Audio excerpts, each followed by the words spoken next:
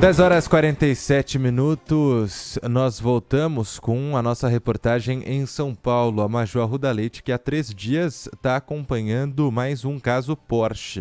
O motorista que em alta velocidade perseguiu, atropelou e matou um motociclista aqui na capital paulista, não estava bêbado, está preso e agora de forma preventiva e não temporária. A Maju vai explicar essa decisão pra gente e vai trazer também algo que pelos últimos casos aí, hora que acontece algo parecido, a gente já levanta aqui um alerta.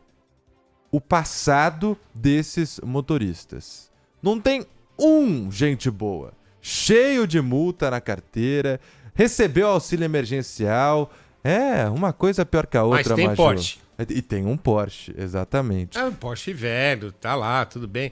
Mas é aquele tipo que quer ostentar mais do que tem, né? Pois é, Maju, conta pra gente, bom dia. Oi, Lupato, Sabino, bom dia a vocês, bom dia dia a todos. O motorista do Porsche, Igor Ferreira Salceda, ele está preso por tempo indeterminado. Ele deu entrada na tarde de ontem no Centro de Detenção Provisória de Guarulhos, depois de ter passado por audiência de custódia, e ele teve a prisão em flagrante convertida em prisão preventiva.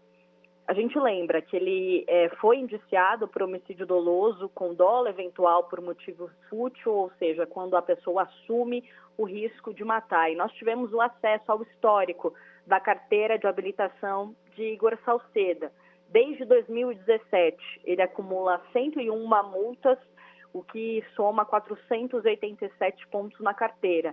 E desde outubro, são 30 pontos ativos, mas a CNH dele está ativa, está válida e, portanto, ele tinha o direito de dirigir naquele momento, naquela madrugada de segunda-feira, quando ele atropelou e matou o motociclista Pedro Figueiredo, de 21 anos, esse caso que aconteceu, lembrando o nosso ouvinte, na Avenida Interlagos, na Zona Sul de São Paulo. E o Igor Salceda, ele é um empresário, sócio de um bar conhecido que fica no Itaim Bibi, na Zona Sul de São Paulo, e um ponto curioso é o que consta no site do governo federal, que ele recebeu 8 parcelas do auxílio emergencial em 2020. A gente lembra que esse auxílio ele foi concedido pelo governo federal às pessoas de baixa renda durante a pandemia e, ao todo, ele recebeu R$ 5.100.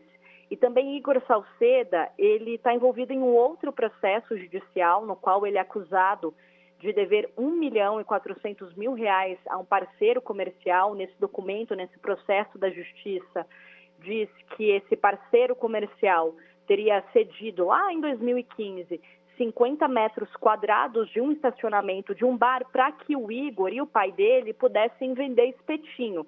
E o negócio foi aumentando, foi crescendo, o dono do estacionamento virou sócio do pai e do filho, do Salceda, cedeu mais espaço para eles, já que o negócio estava crescendo, ficou famoso, virou uma referência de um bar na Zona Sul de São Paulo, ali na região do Itaim Bibi, e por 3 anos, esse sócio dele recebeu a participação dos lucros dos negócios, até que começou a pandemia da Covid-19. A gente lembra que teve o isolamento social, o bar chegou a ser fechado, os repasses pararam, mas depois o estabelecimento foi aberto novamente, as coisas voltaram ao normal, só que o sócio dele percebeu que eles estavam enriquecendo desproporcionalmente, é o que está escrito nesse processo judicial, e esse sócio dele percebeu que que o Salceda não estariam distribuindo valor correspondente aos 25% de sociedade,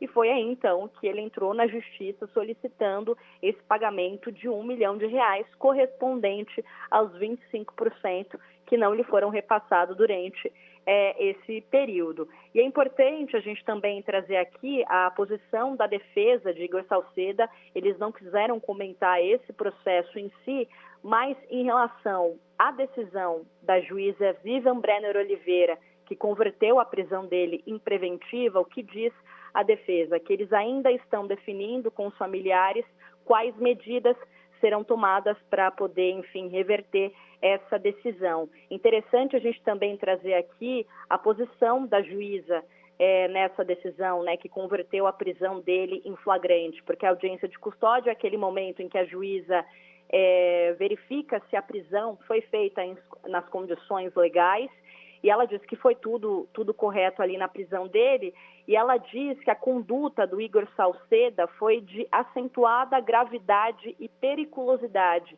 e que a vítima morreu em razão de uma discussão de trânsito. Ela diz que não se sustenta a versão contada pelo Igor, de que ele agiu por medo e que tudo se tratou de um acidente. A gente lembra que no primeiro depoimento que ele deu aos policiais, ele contou que dias antes, ali na Avenida Interlagos, tinham jogado um objeto para que ele parasse o carro, e por isso ele ficou assustado quando o Igor, dias depois, quebrou o retrovisor dele, e que o Igor apareceu na frente da Porsche, que ele tentou desviar para a direita e não conseguiu, e a juiz disse que essa versão não se sustenta, porque as imagens de câmeras de segurança são claras e demonstram que o Igor utilizou o veículo, a Porsche, como uma verdadeira arma. Então, segundo a juíza, essa prisão preventiva é necessária para evitar reincidência e garantir a ordem pública, e por isso agora o Igor Salceda, então, segue preso e por tempo indeterminado